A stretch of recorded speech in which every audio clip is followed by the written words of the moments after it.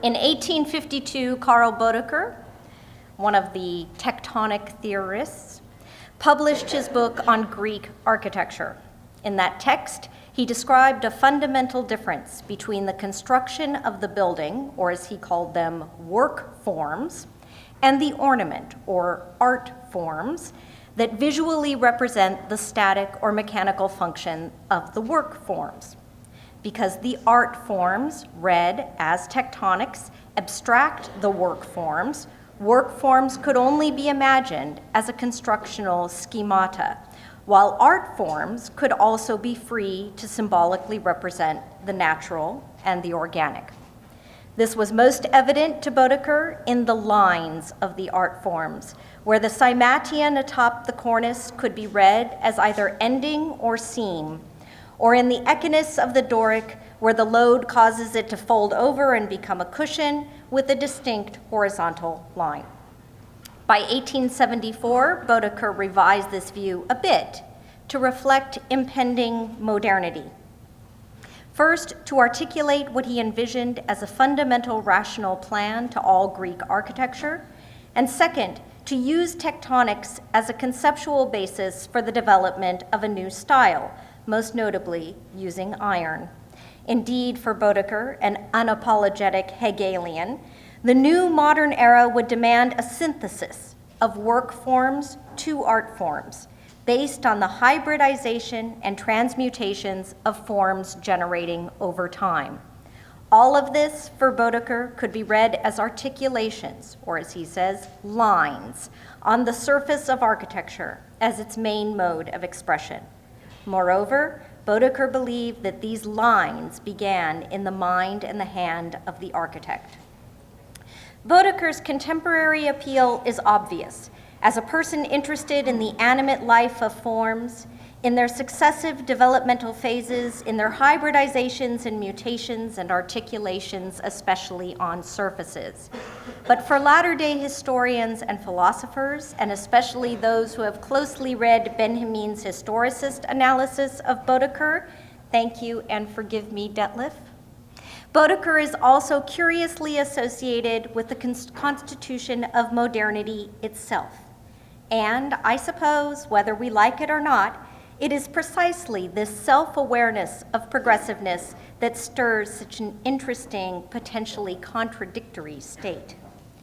It's also why I like the work of Oyler Wu. Or should I say, as the title of their lecture, I like the line work of Oyler Wu. And in so doing, to automatically call on these articulations that have not only defined architecture, but have also constructed history.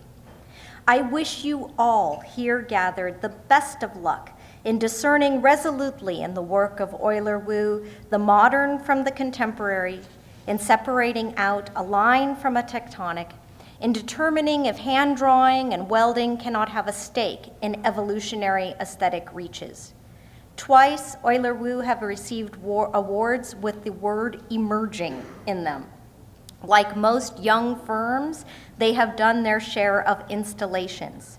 They are experimental in that they accept no ontological boundaries, consistently exploiting moments when handrails become supports for risers that become cantilevers, that become lines that work. Please join me tonight in welcoming Dwayne Oyler and Jenny Wu.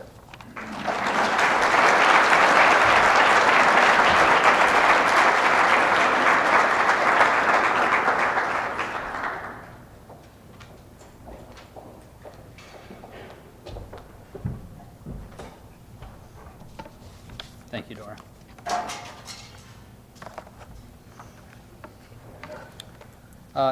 It's often said by our colleagues how difficult it is to speak at SCI-Arc. And I think it's especially difficult for us because in many ways the work that we've done has been done with you. So at the end of this, we're going to ask that a lot of people come up here and help us with the questions.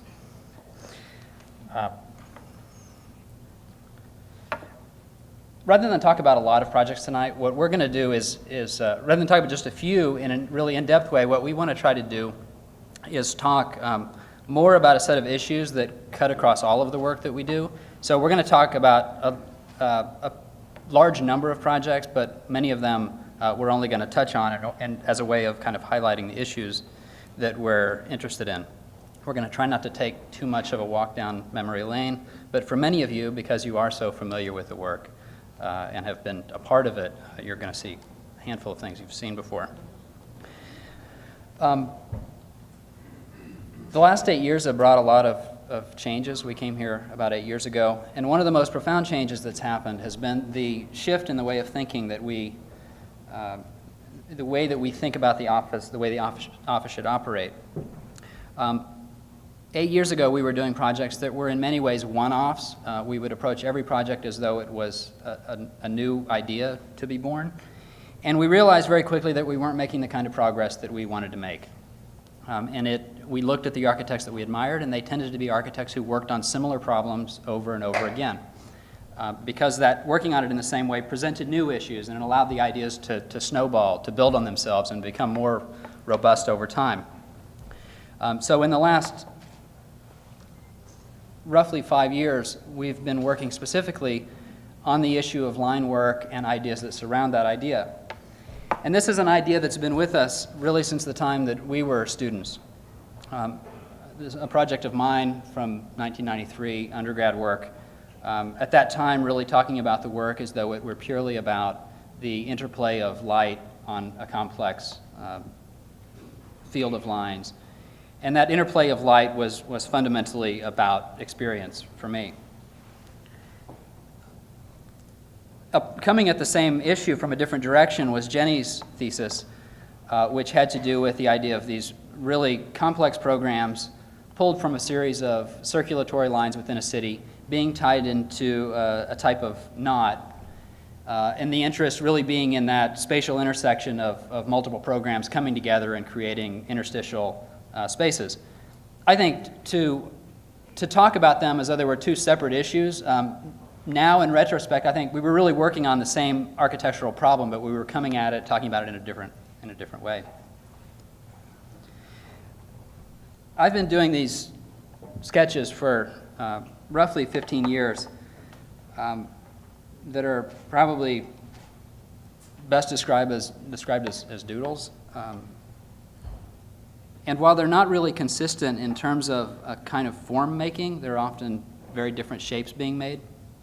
There is a consistency about the issue of density, about the idea of line, and when we say line, we're not talking about line as in the line of a drawing. We're talking quite literally about the idea of line in space, a physical line that has dimension. And the type of line work that we're interested in is not graphic, it's not two-dimensional, and we've constantly pushed to make it a more perceptually three-dimensional issue. And I'm often asked, what is it I've learned from these drawings? I don't think I go into each one of them specifically trying to learn something, but looking back on the ones that are done, often the same thing is drawn over and over again. And the one thing that I've become, I think when you ask, what have you learned, you ask, how do you get better at it, or what's gotten better about them? Well, what's gotten better is my ability to anticipate what's to come in the drawing. If you look at them, they're not, they can't be drawn by starting in front and simply moving back. They're not, as Wes once called them, they're not sedimentary. Lines start in the front, they move to the very back, and they cross multiple lines, and then they come back to the front. And what I've learned to do much better than in the early drawings is anticipate the kind of, anticipate the lines that are going to come 5 minutes down the road. And so lines are drawn with breaks in them to allow for lines that are ultimately going to come later. And I credit that to a little bit better ability to envision spatial dimension, at least within a given zone of the problem. Not a magic trick I've learned, so much just something I've learned to see it because I've done it over and over again. We think that line work brings with it an inherent set of properties that don't exist in other types of work. One of those has to do with the idea of foreground and background. line, unlike most other shapes, forms, materials, has the ability to simultaneously create a sense of enclosure, a kind of screen directly in front of you. But it allows you to instantly refocus and see something far away. And so there's a back and forth between detail, overall figure. It keeps you looking, it keeps you searching. And a couple of things about that. All of the work that we've done often involves a single line in many places and often involves multiple lines that get bundled into larger figures. And we compare that a lot to the issue of line weight, which has the ability to speak of depth, tells you something's close and far away. But when you start to build up lines into different densities, sometimes using single lines, sometimes using multiple lines, sometimes using thicker lines, and sometimes using thinner, everything is a little bit inconsistent. There becomes an ambiguity caused. A negative way to say it is there's a confusion caused as a result of these different things all playing at once. So it keeps you kind of looking for what is foreground and background. And in our mind, that enriches the experience of the drawing or ultimately the work. And as these sketches have been building up, we've also tried to create a type of drawing that are documenting the projects, a more technical drawing, maybe for lack of a better term, but hardline drawing, that isn't so much, the content of the work is never meant to be purely expressive. It's meant to build purely on facts, purely on projective rule-based geometries, but that get at the same kind of spirit that those early drawings in the sketches were doing. Oh, and one more point about the earlier one. I find with these kind of drawings, one of the essential ingredients is the smallest of details, and they don't have to be everywhere. So when you start to look at the tiny little knots that occur, in my mind, as small as those are, those make the difference between the thing truly reading three-dimensional and keeping you searching for the continuity of line. Without those things, there's no desire to try to follow the lines around the drawings and see where they go next. And we'll come back to that as we get into the projects. For the majority of the work, we've been working on a type of line that is structural. And we've done this for one primary reason. On one hand, the work's been incredibly inefficient. No engineer would design something like this, and we've always been aware of that. But in a lot of the cases, every piece of work, every line actually does work. Every line is structural. And what we've found to be interesting about that is that often the work isn't easily understood in an instant. If you look at a project like the stair, you instantly acknowledge that all of the stuff is doing work, but it's difficult to understand what work it's doing. And we've always thought that what made this the work or any drawing interesting is its ability to prolong the duration that you experience it. And so the ambiguity of each of these pieces, the fact that it takes time to understand it. It takes time to understand the system. It takes time geometrically, it takes time to understand the system structurally. That time that it takes, in our minds, is a lot of what makes the work rich. It keeps you looking for how it operates. Most of the work is meant to be occupied. We haven't been especially interested in the creation of objects, but we have tried to create a number of projects. This AMOCA competition from 6-8 months ago that read as an object. We've always liked the idea that this line work as a dense buildup has the ability to create an object, and you'll see that in a couple of projects later, but the occupation of it is a very different experience. The object, as you get closer to it, soon goes away, and it becomes a much more immersive, experiential environment.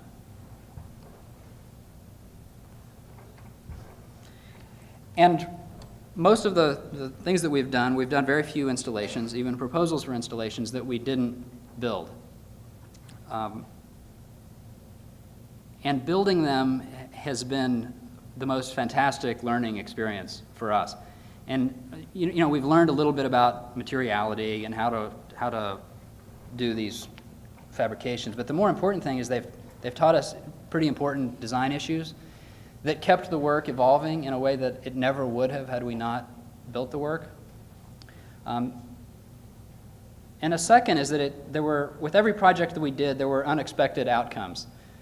There were different ways that people engaged the work, and that led to tangents and offshoots that often became other projects. An example of that was many people encountering the work. The very first one, Jenny will talk a little about that, but we thought the project was about one thing, and we found that everyone experienced it in a different way. They showed up, and they wanted to touch the piece, and they wanted to play the piece.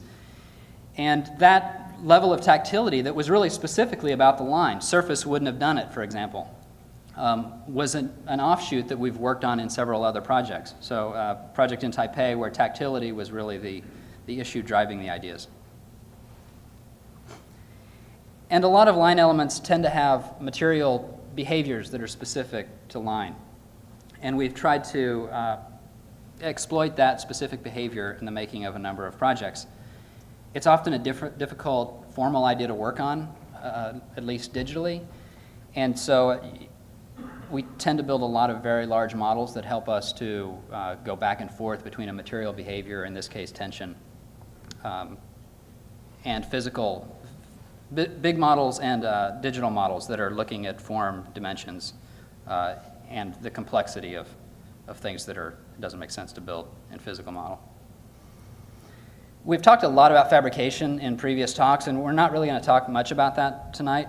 The one thing we did want to touch on is a question that we're probably most often asked about this issue, and that is, what is our position on craft?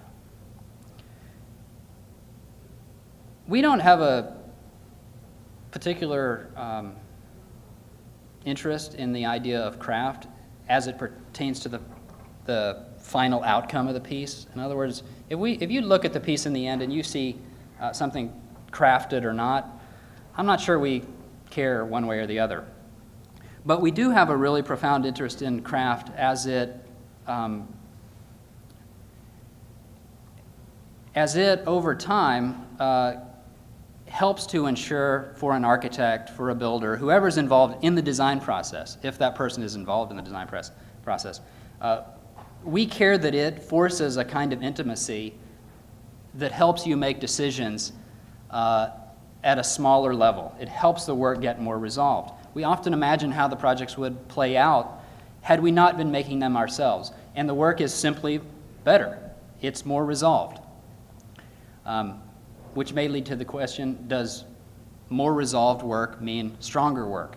Well, in our mind, more resolved means more of an opportunity to take the smallest of details and reinforce the largest of details. And so in our mind, resolution is stronger. For many of you who either weren't around, I wanted to include a handful of these images of the jigs that were made in the fabrication of the pieces. Most of these in the south end of the SCI-Arc parking lot. So the stair, incredibly complex assemblies, sometimes put together, taken apart, put back together somewhere else. Over time, and so this gives you an idea of just the level of complexity of just a small portion of something like the stair. For anyone who doesn't know, every bend on a piece like the stair involved a different piece. No one pipe tube had more than one bend on it. So we're putting together hundreds and hundreds of pieces, all telescoped together from individual pieces. But we've gotten smarter about the way we make these jigs. It's resulting in a different language than the bent tubing.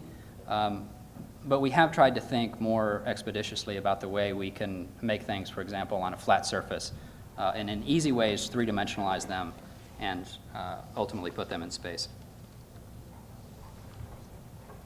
So from 2007 to about 2011, we did a series of 4 projects. They were all made of aluminum tubing. And as Dwayne mentioned before, we were interested in really working out a problem in this iterative form. And we felt like as long as we are learning something at every step of the process, we would continue to do them. And the moment that we're not learning or doing something new, we'll stop doing them. So we are actually at a point in our office where we have stopped working, at least for now, on these aluminum tubing projects.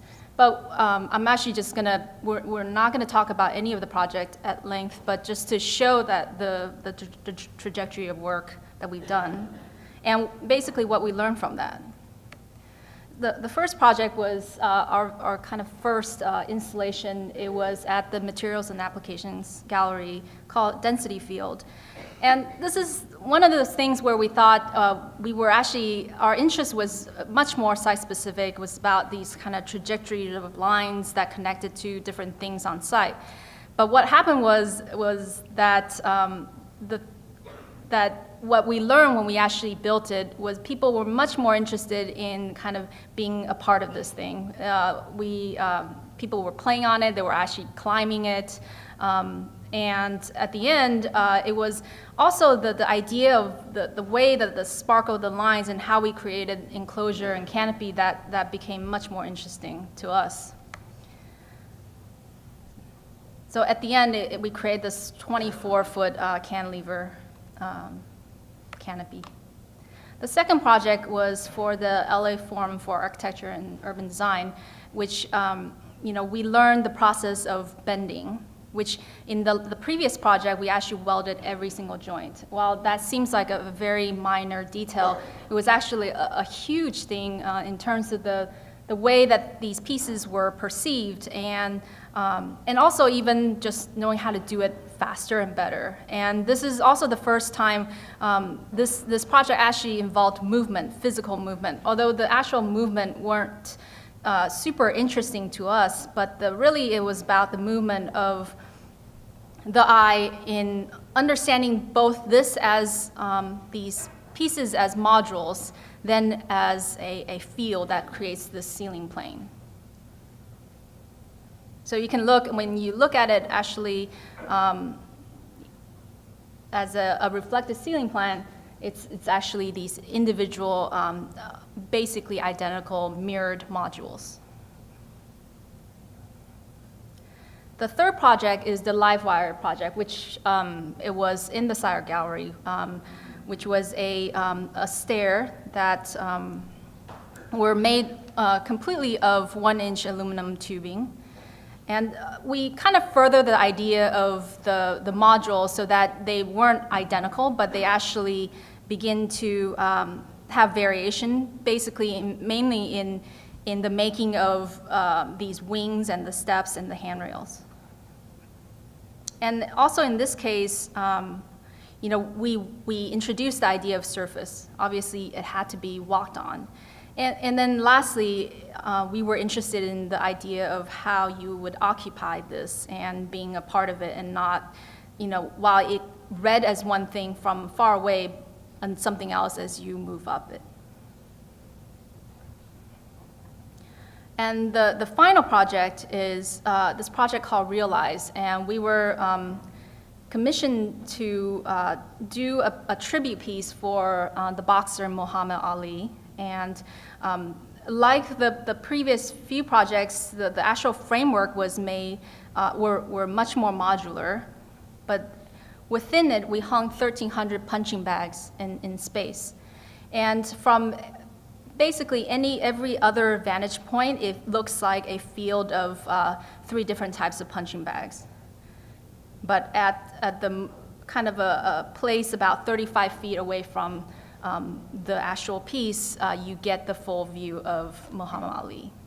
And this was this actually led to some of our future projects, because we not only the idea of this kind of tactile, this bag that hang that you can almost punch, but then also the idea that you can play with this kind of visual clarity, something that might be perceived at one distance might be completely blurred in other distances. We should say that we did this in collaboration with an artist named Michael Kalish, who had a relationship with the Muhammad Ali family. And in many ways, he came to us with the concept of the face, and in many ways, our problem as architects became, how do you make the project about everything but that? Obviously, that's how you get it in the end. But we saw our job as a kind of sequence that led up to that and enriched the experience to the point where you get to the end and it's only, I'm not going to say the punchline. Yeah. I've accidentally said that like 100 times during the project. So I think at the end of this project, this was a really large project. It was over like 2.5 stories tall, and it took many, many months to just understand how to understand the idea of perspective and getting at the face. And we felt like at the end of this project, we were kind of ready to take a little break from it. And so that was about 2011. And since then, we've done about 4 or 5 other installations, and that have started other strands within the office, other strands of interests. So I'm going to talk about a project that actually is unlike a lot of the previous project. This project is called Screenplay. We were commissioned by Dwell magazine to design a kind of the featured installation at their Dwell and Design show every year. It's like the biggest show on the West Coast. And we know with such a huge, it was at the LA Convention Center, with such a huge piece, we had to do something that we know it was going to be situated right at the front door, but we also wanted people to not get so distracted that they don't even try to approach the piece. So we took it into, so we took the idea of the perception from the Realize project, and we started by designing something that worked as a kind of a impact as soon as you walk in. So that impact was basically creating this elevation, a pattern that moves across, and because this pattern is all completely made of lines, it would pique your interest as an overall wall, but then as you move in closer, it starts to reveal other qualities. So going back on the left side, this is actually the plan of, so you can see it's kind of a thickened wall with an actual bench element built within it. So the idea from the previous work that we did, this is completely made of rope. One of the requirements for the show is this has to be assembled at the place within a few hours. So, and then there would be no structural attachment to the existing site. So we knew that we weren't so much interested in a kind of a structural exploration, but much more about the idea of this line drawing and three-dimensionalizing a line drawing. So the way we worked at it, actually, there were 20 modules, and each modules we started at looking at them as actually twisting planes, but then understand that these planes would actually become lines. On the left is actually this ongoing model that we've been building, actually still building now. It's like the rite of passage for all of our interns. Once you've got like 2,000 hours in the making of a model, you just can't give up. But the model's taken longer than the real thing to make. We're not kidding. So a little bit about the fabrication. As Dwayne was talking about how we got a little smarter about how we put it together, and on the left is the set of fabrication drawings. Basically, all 20 of the modules, or 21 modules, were a set of these profiles of structural steel, and then they were then erected vertically and then reconnected to each other. So once connected, they were connected into chunks of these 4 modules. Then we had to actually rope each of the modules. And what was kind of been really amazing about the process that we've, with all of our installation is that oftentimes while we don't really know how we were going to do it while we were doing it. And then once we hit we try to figure out ahead of time, but then a lot of times, we're figuring out as we go how we would actually make the rope work. Because basically the density of the rope is different at every kind of segment. And the way that we need to create some sort of friction so that the ropes don't slip along the edges. So we had to invent a few different techniques. One was what we call a pre-wrapping, which is actually looping the entire length of a segment first with rope. Then the other ropes that passes through have kind of an increment that it can slip through and hold on to the actual frame. I mean, one of the things, and the last thing is we also, as we wanted this piece to be able to, viewed close up, we don't want all this kind of frayed edges at the end. And so in the lower diagram, you can see how we basically learned to take the end and then loop to hide the ends of all of the ropes by looping another new rope into it. If Jenny doesn't stop me, I'll obsess over these detailed issues, but with all of the projects that we've made, we've really been attentive to the smallest of details, and this was one example where, for example, seeing the end of a rope destroyed the project in our minds. Another example is if you look at all the aluminum work that we did, we were really conscious about where we showed welds and where we didn't show welds. And we were thinking of it not as, is the weld going to be pretty or is the weld not going to be pretty? The question was whether or not a certain kind of weld ran counter to the way the project was meant to be read perceptually. So there, for example, were never welds that ran perpendicular to the flow of material. If two pipes came together in this way, you weld around it, you grind it, you get a clean, smooth reading of the line. There were many welds that were exposed that ran parallel, so two pipes could be like this and you could show a weld.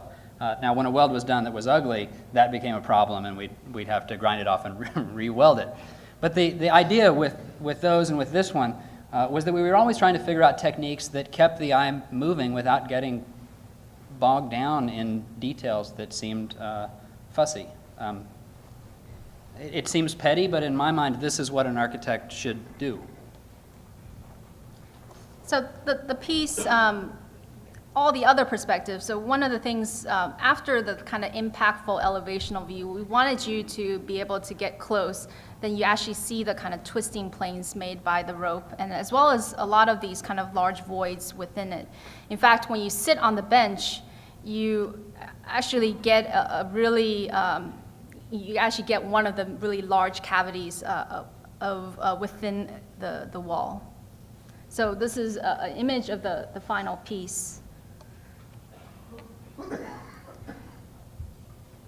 So what you can't see is that three-dimensionally sitting in that bench, one of the pieces that projects the furthest is this, and so there's a relationship between that place that you sit and this large cavity that moves all the way through the piece.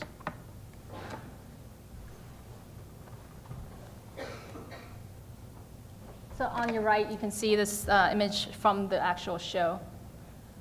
And what was really nice was the bench was well used, and in fact, sometimes it was like the babysitting bench. Like the moms would put their kids on the bench, and they would run around, and the kids were, playing video games on it. And then 6 months later, we were asked by another show. It was the LA Antique and Art Show at the Santa Monica Barker Hangar. And they asked us to design a pavilion, entry pavilion, using the Screenplay project as the kind of the backbone. And so we thought about how we could reconfigure Screenplay to become something that actually has a canopy. So you can see on the right, we basically took 4 of the modules out pulled it out and then create a canopy that then span between the modules. So on the left is some of the images. So it really transformed from something that was just purely a wall into something that you can actually occupy. So we're going to show a video of the making process.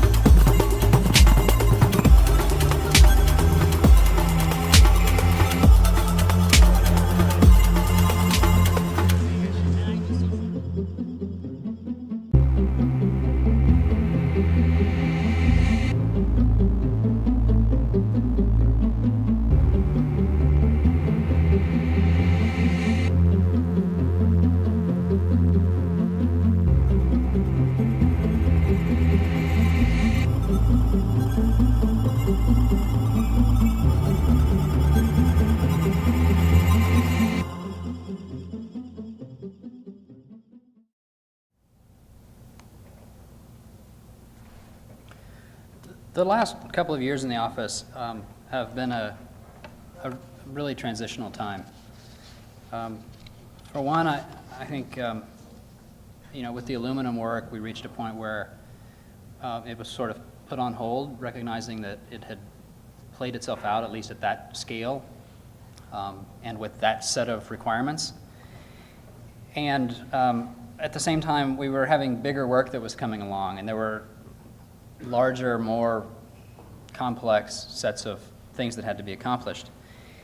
And we were simply realizing that despite all the interest in line, it was just the first step in the making of something as complex as a building. And so we've thought in a number of projects about ways to expand on this idea. And we've more specifically thought about the idea of surface and the relationship of surface to line in a way that didn't replace the interest in line, but more started to act as a complementary element in the types of things that have been accumulating around our line ideas.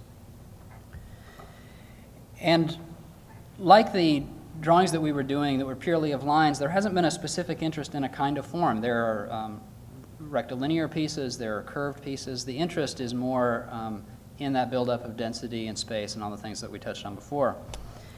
There's often a really default way of creating surface around line-based ideas, and it's the simplest solution, and that is to fill in between lines, to use it as a kind of frame. The problem with that is that the power of line, so many of those ideas were dependent on it operating independently. And at the moment it becomes a frame, it becomes only an edge, not a line in space. And so the approach that we've often taken with the work is that there is what could probably best be described as a loose fit relationship between the two. There's a dialogue going on. They're speaking to one another. They're often of a similar language. They at moments coincide, but at other moments they remain completely independent, free to move in their own directions. And so in cases like this, you're still seeing many of those characteristics of line that we were looking at in earlier projects. You're still getting deep space, but in this case, it's often even accentuated by the fact that surface has come into the equation, allowing for glimpses into an even deeper space that then contains lines. Another example of that, this is a proposal a few years ago. The Guggenheim Museum in New York asked for proposals from a number of architects and artists. The show was called Contemplating the Void. It asked that you propose a hypothetical scenario for the future of the void of the Guggenheim. And in the next couple of projects, which obviously you know very well, these were cases where we were looking to the material behavior of line that we talked about earlier as being specifically inherent characteristics of the way line is expressed in space. We were trying to work to heighten that condition of heighten the presence of that curvature, of that behavior in space through surface. So you get the natural curvature of the line caused by the tension of the nets being pulled, and then the surface being a heightened expression of that line. So you often get this thing that looks like it's almost blowing in the wind, but it really is just an expression of the line. And in the stage project, this was an opportunity to take that geometric idea but push it in an even more complex geometry, something that was twisted in space. And the way that we worked on this, like we work on many, began entirely with line. But in this case, we were working to try to create an unexpected outcome with the surface that was put in. And so for everyone who saw the piece before the fabric went in, including us, it's nearly impossible to anticipate what kind of forms come out when the fabric is put in. But when the fabric eventually is put in, there's a clear systematic approach. You now understand, in a sense, the lines better. You understand their system, their repetition, but now you're getting a back and forth between what are almost reading as volume and lines in the distance. Running simultaneous to most of the installations that we were doing, roughly 3 years ago, there were a number of larger tower-like projects, mostly residential, that we were doing in Taipei.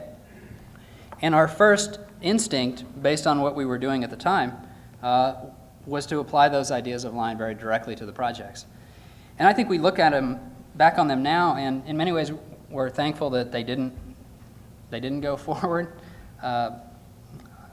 We like to think that they would have progressed in many ways to get toward the interest that we're at now, but what they did, and in retrospect, was they were simply the application of lines to the surface.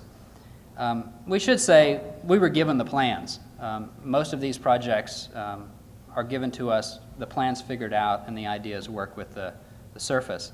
But in this case, all of the things that were really powerful to us about the idea of line in space was lost in this kind of project. We didn't have real depth to work with, and the depth that we were working with, we weren't thinking strategically about the way we could use that shallow distance in order to create greater depth. There was also a lack of scalar thought, I think, here that we like to think is included in some of the later work. Just another example of one of those earlier projects. And as we continued designing them, there was a greater emphasis on the role of surface in the design of the projects. And moving back to LA, about a year ago, rather big internet tech company came to us, and they had a building on Sunset, pretty ugly 80s building that they wanted wrapped in some way. They wanted the exterior renovated. And we proposed that, that they place a skin around the exterior. It was really the only solution they were asking for or would allow. But we saw this as an opportunity to experiment with the idea of surface and the type of lines that we had been working on in the earlier installations. As we said, we weren't going to work on, we couldn't continue doing those installations because they were, the returns were diminishing. But here was an opportunity to bring those ideas back, but now work with the idea of surface in relation to them. And it was really the first one where we felt that we had that kind of relationship. The two were working in tandem with one another and in a complementary way. Only a small portion of the project received the undulating surface. Most of the project, on 3.5 sides, was a very simple perforated metal placed over a tube structure.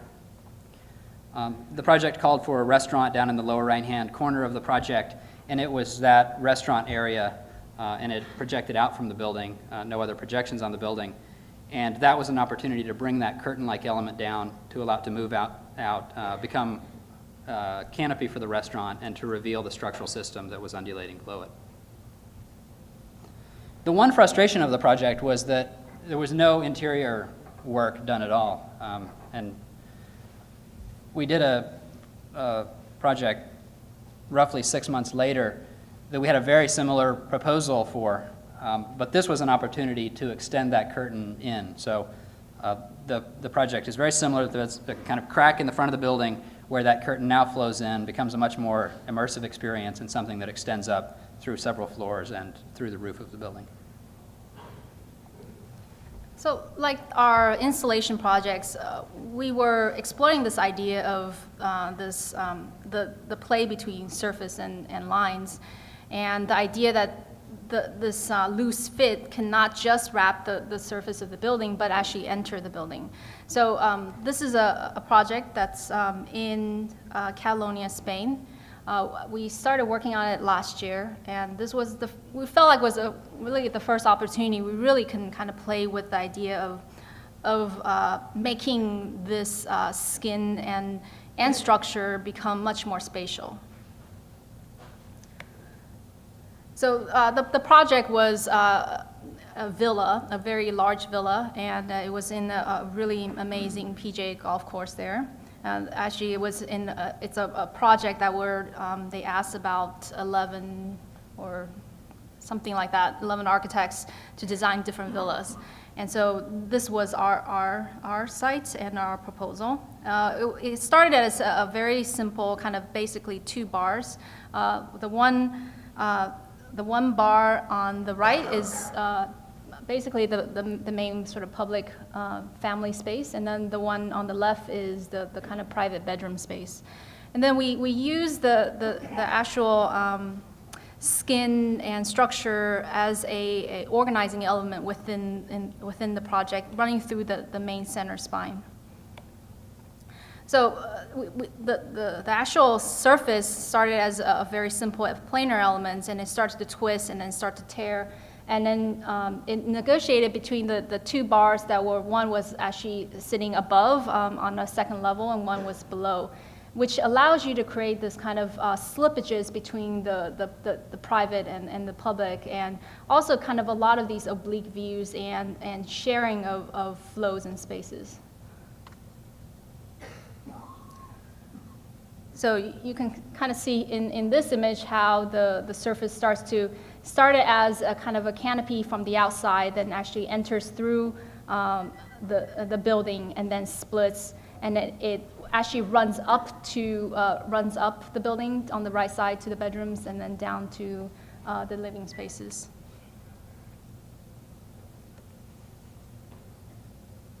Same thing, you can see that relationship more in the section. So one of the things that we like is that at the end, the surface and line work not only exists as its own element, but becomes part of the experience of the stair and becomes part of the experience of moving through the building.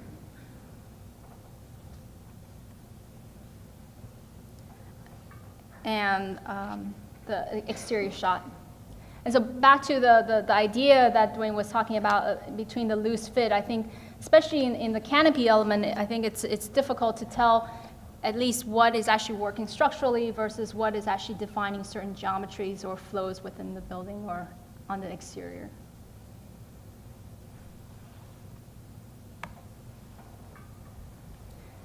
So after about 5 tries with these Taipei towers, we finally got one.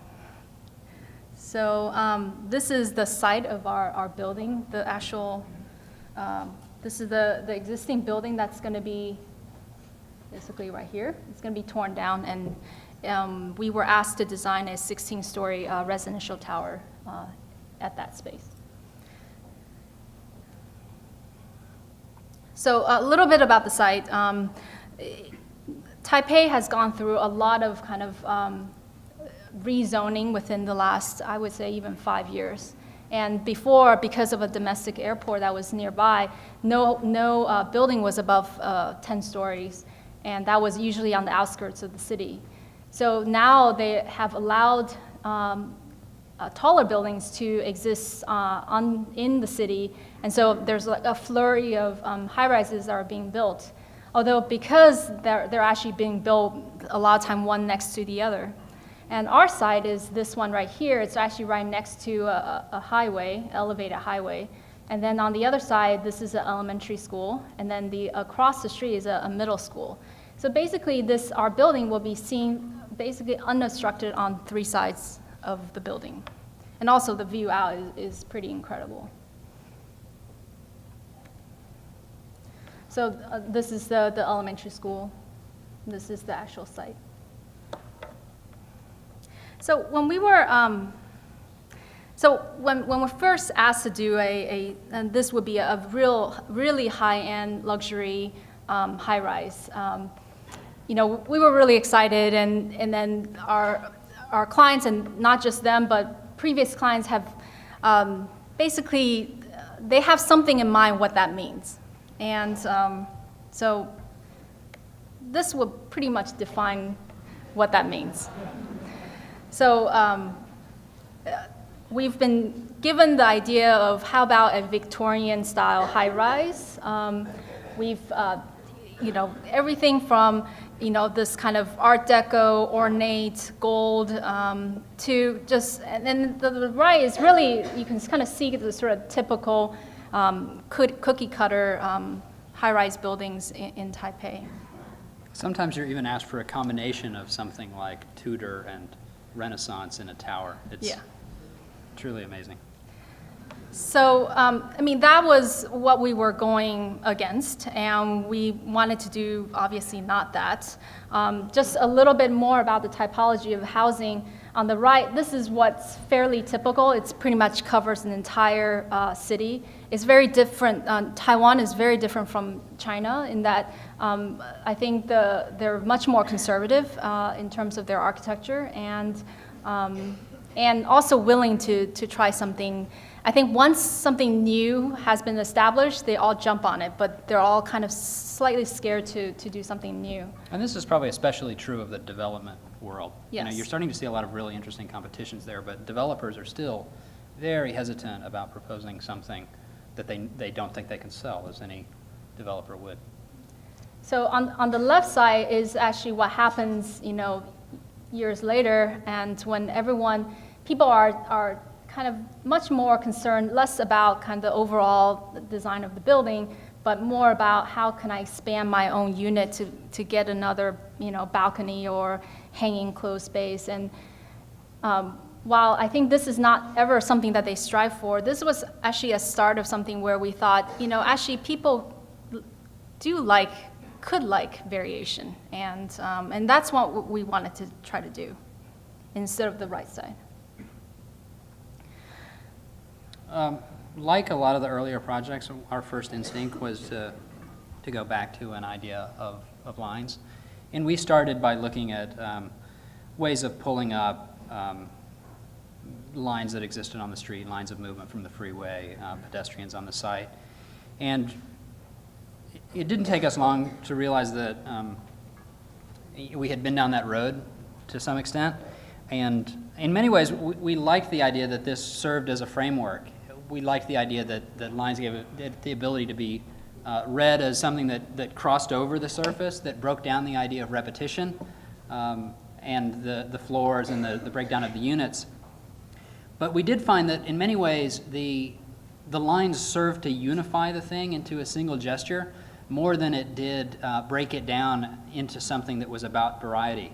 And so we started to think of the thing much more in a low resolution way, something that became much more pixelated in a sense, and that was thought of as something that rather than there being a single layer of lines on the surface, we wanted the perception that there were multiple layers happening and that the thing could be read in different ways. We wanted someone to go to the site on one day and, like the drawing, encounter a certain type of curvature that moves up the drawing.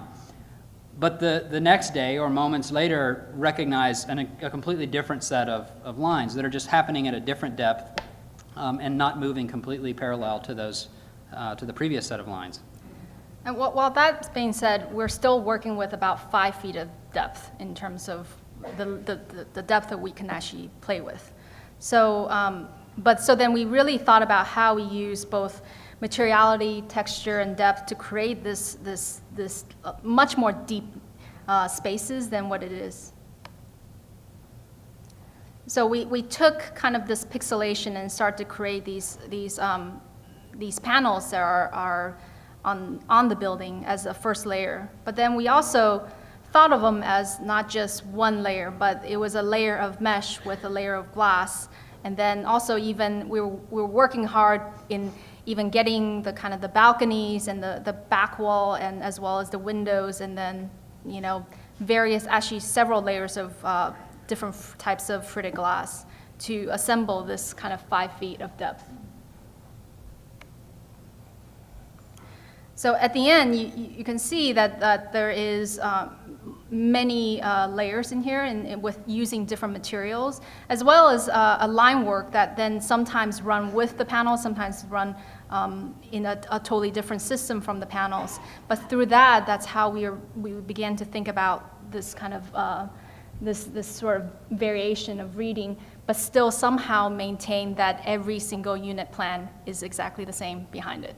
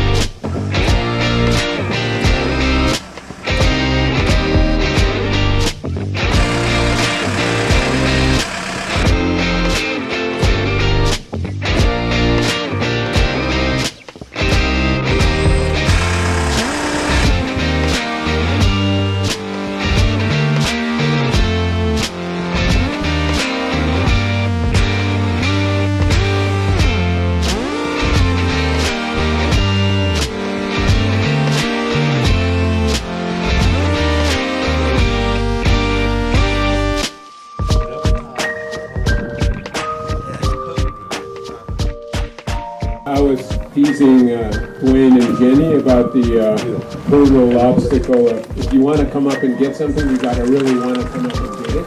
I want to thank Dwayne and Jenny for not only making the pavilion and remaking the pavilion.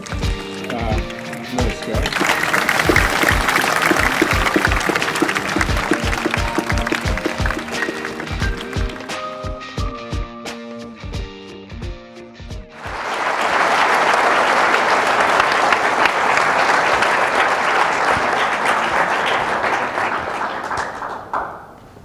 So we're happy to take some questions.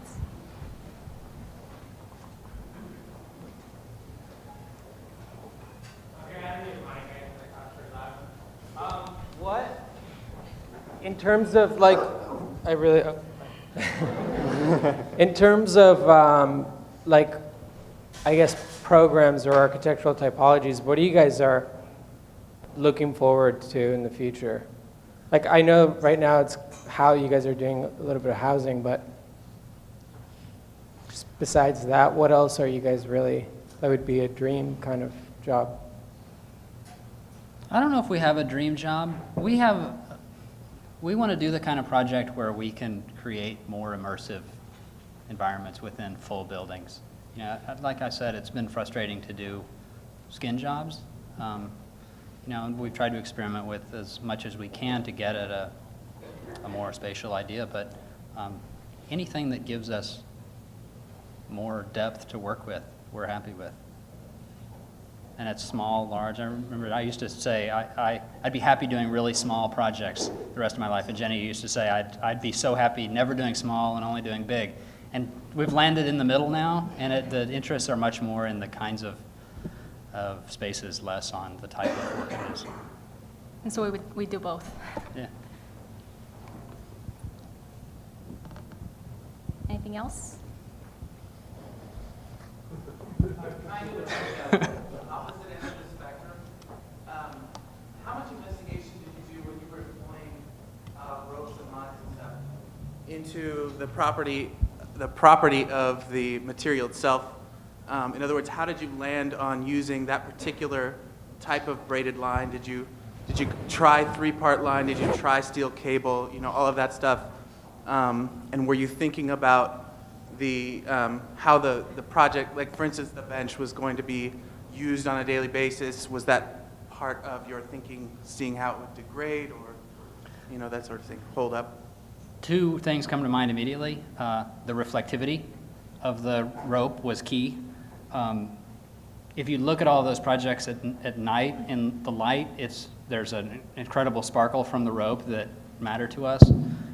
It gave it a presence that the rope is non-reflective didn't, and so that, you know, strong reading of it in the evening mattered a lot. The second is, in the very early projects, we thought a lot about cable. The problem was it doesn't have much presence. You know, to accomplish something, in the cases where we were doing something structural, it didn't take much cable, and so it went away, and it was like it was small enough that for the things we were trying to accomplish, it hid you couldn't see it, and it looked like we were intentionally trying to hide it, where we were really trying to give it a presence. I think budget is one thing also. I mean, Huge, yeah. I mean, we try to find what's the best rope that we can do with that's costs about 9 cents per linear foot. Well, some of the projects where we've done 10 miles of it, they're down to like 7 cents a foot. Yeah. It's Yes. I thought you might. Yeah. Well, first of all, maybe you guys are having too much fun. I think it's great to see all of the work. You see it in pieces.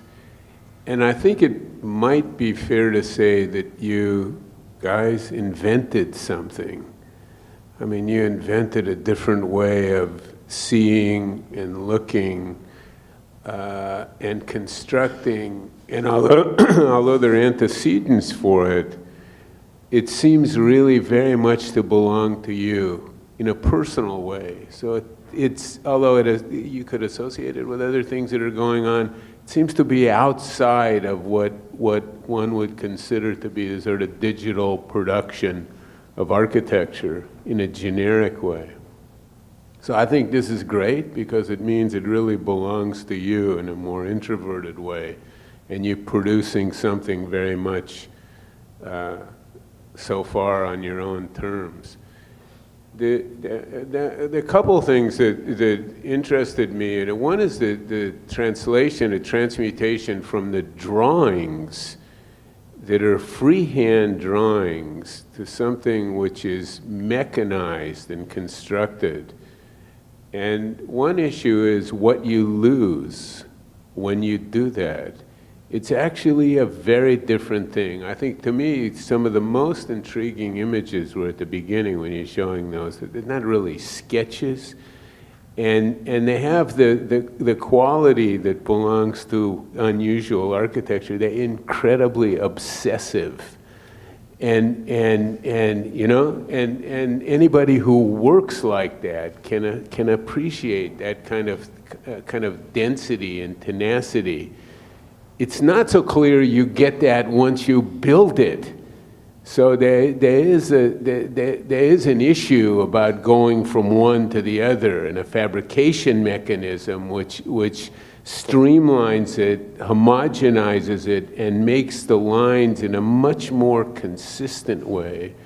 And then what goes along with that is, you could see this in the Taipei thing, there's a foil for this. In other words, the drawings originally are lines behaving in various ways at various distances. So it's like looking at lines that are here and here and here and here. They get smaller, so on and so on. There isn't anything else except a line and space.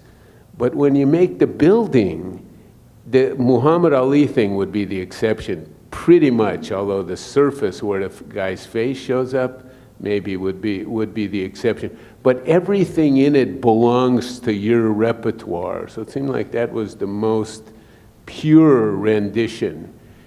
But then when you make the lines against, like, that sales office, but there's something else, which is the block. It's almost like you have to build something to work against, and then do what you want to do on what you made as a kind of foil for which is different than the drawing. And the last thing I would say is that in a certain sense, because it's so obsessive and so insistent, in the discourse of architecture on big topics, human topics, sociologies of interest, it's not so much somebody gets a window and the other guy doesn't get a window, but a more philosophical, theoretical, or human, or even prosaic way of, like, why are we doing this? Because if you say, okay, this is a line, this is the idea of a line, but is a line an idea? And so, I mean, it's sitting on something, it's sitting on a premise, and it seems like there's a very much larger discourse which comes out as an intuition. It doesn't come out as a theory when you guys say, what are you doing, why are you doing it, what does it give us? Because if you say, I want density, or I want complexity, or I want a certain, how come you want that? So this is an open question, but it's worth thinking about, and when you start to come with an answer, it may affect the solution, you know? And maybe you're not in a hurry to answer it. I don't think you have to be, but at some point, I think the discussion probably gets to be a bigger discussion. Anyway, I think it's a great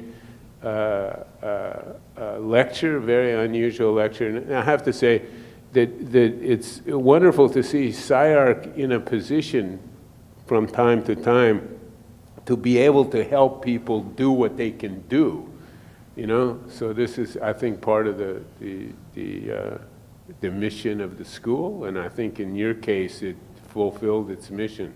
Thank you. No doubt. Anyway, thanks very much. Thank you. Okay, thank you.